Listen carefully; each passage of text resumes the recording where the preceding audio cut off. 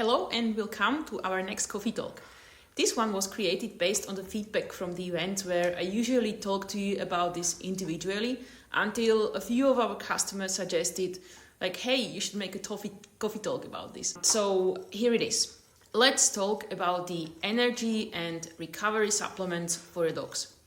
Do you need them for your dog? Do they actually make sense for your specific dog sport?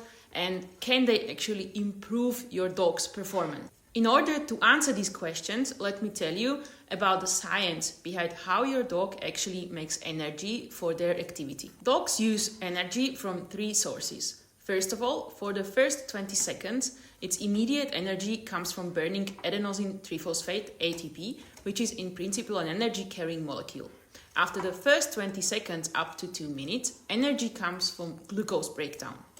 After 2 minutes of exertion, energy comes from oxidative metabolism, which can use various sources including fat, carbs, and protein.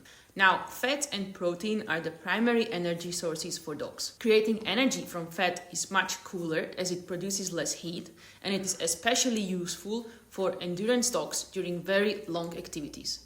However, fat digestion is more complex, and dogs can also use carbohydrates for energy, and glucose as such is the only fuel for a dog's brain. So what ingredients would actually make sense if we look at the energy supplements to be given before and during your dog's performance? First of all, it's carbohydrates, complex carbs that do not cause glucose level spikes. Then it's proteins, especially amino acids. Third is minerals, and fourth is fat in form of certain fatty acids. Now the question is, why carbs? Dogs need glucose to produce energy not only for their body but also for their brain. However, the energy supplement should not include only glucose but also complex carbs. Complex sugars do not cause a quick glucose spike in blood followed by an abrupt fall. So body needs longer to burn these types of carbs, so your dog will be able to produce the energy from them for a longer period of time during their performance. What are the examples of complex carbs to look for in the composition of the individual supplements? For example, great is a combination of glucose, maltodextrin, and palatinozone. Now, why proteins? And by proteins, I mean especially amino acids. When your dog uses up most of the carbs as fuel, the next source of energy become the amino acids, alanine and glutamine especially.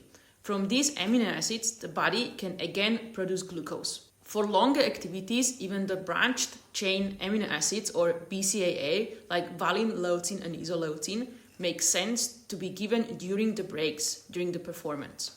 Now, why minerals? Yes, of course, we all know that dogs do not sweat, but they pant.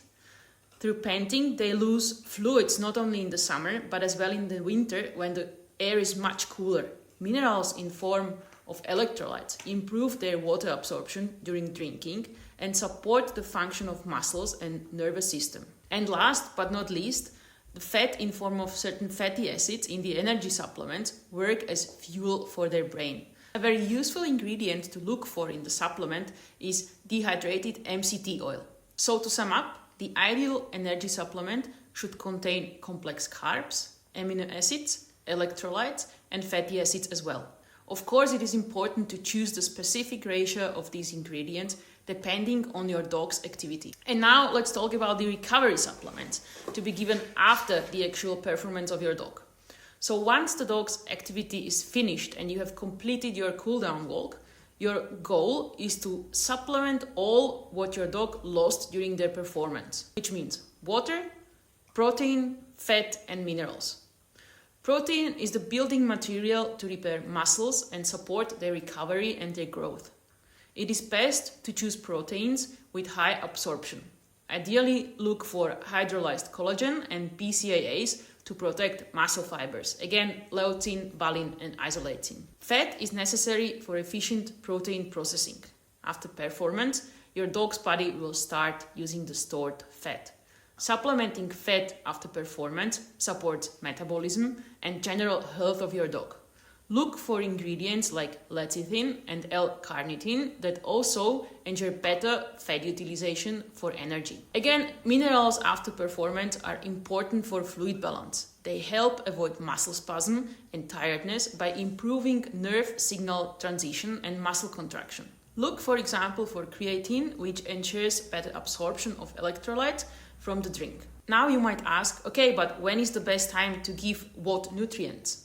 Well, up to 30 minutes after the activity, so usually after you have done your cool-down walk, your dog should be given protein, ideally with water and minerals. Not in the form of food to avoid overwhelming their digestive system.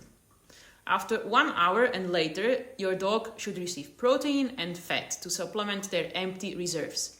At this point, you can mix the supplement with easily digestible food and add oils. And now let's get back to our questions from the beginning about the energy and recovery supplements. Do you need them for your dog? Do they actually make sense for a specific dog sport? And can they actually improve your dog's performance?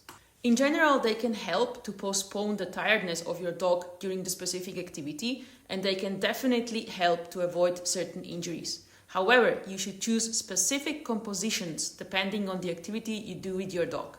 We will talk about the specific dog sports and specific supplements in the next episode of our Coffee Talk.